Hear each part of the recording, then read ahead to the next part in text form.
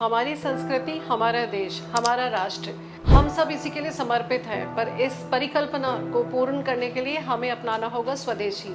जी हाँ, हम बात कर रहे हैं हम उस दिनचर्या की जहाँ की शुरुआत हम करते हैं पेस्ट से। वह पेस्ट जिसको हम रब करते हैं हमारे दांतों में, जो कि है विदेशी कंपनी का। ये संस्कार और सभ्यता ही आई है विदेशियों से, क्योंकि हम तो मंजन किया करते थे, हम तो दातुन किया करते थे, हम तो डगानों पे चढ़ के दातुन लाया करते थे और उसको अपने दांतों पे घसा करते थे। हम तो आयुर्वेदिक पाउडर्स बनाते थे जिनको हाथ में घस के दांत साफ किया करते थे। आगे बात चलते हैं, बात करें हमारे चरणों में पड़ने वाली पादुकाओं की, तो ये चरण पादुकाएं भी होती हैं भाई साहब विदेशी कंपनियों की।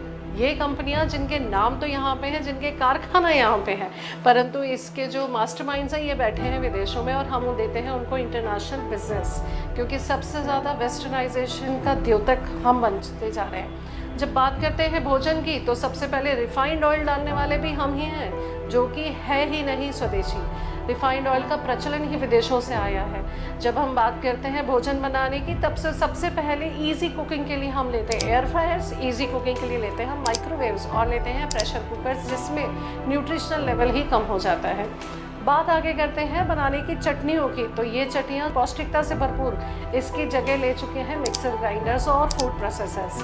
आगे चलते हैं तो जब हम जाते हैं तो उठाते हैं हमारा बस्ता नहीं, हमारा बैग, जो कि दोबारा ध्यान देने लायक चीज़ है। थोड़ा सा और आगे बढ़ते हैं, जाते हैं हम हमारी पार्टीज़ में, हमारी आफ्टर पार्टीज़ में, तो इन पार्टीज़ में भरा पड़ता है विदेशी भोजन। जी हाँ, मैं बात कर रही हूँ इटालियन पिज़्ज़ा की एंड चाइनीज़ फूड प्रोडक्ट्स की।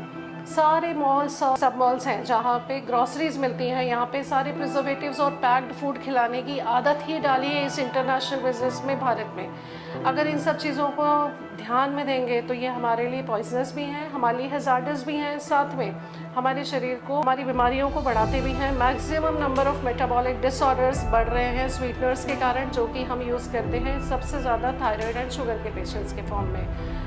अगर हम अपने देश को समर्पित हैं और हमारी भावनाएं और हमारी परिकल्पनाएं भारत के लिए बहुत शुद्ध हैं, तो हमें सबसे पहले समझना होगा कि तिलक लगाने से क्या होता है और कुमकुम लगाने से क्या होता है और इनसे कौन सी इंद्रियां अग्रेषित होती हैं। हमें पढ़नी होंगी वो किताबें जो कि पूर्वजों ने लिखी है, हमें करनी होगी स्वदेशी चिकित्सा का विस्तार, हमें नहीं जाना होगा अमेजोन पे मोरिंगा ढूंढने और काउडंग के एक्सचेंज में, क्योंकि ये तो हमारे घर पे उपले के फॉर्म में ही मौजूद है। हमें करनी होगी डेली संध्या, हमें रोज़ करना होगा मंत्रों का उच्चारण। हमें बच्चों को सिखाना होगा कि अगर कुछ न कर पाए तो एक उपले पे एक छोटा सा कपूर और लौंग इलायची डाल के घर पे धूप देना है। अगर ये सारी चीज़ें आज हम कर पाते हैं तो वास्तविक हम अपने देश के लिए समर्पित हैं, हमारी सनातन संस्कृति के लिए समर्पित हैं। जय श्री राम।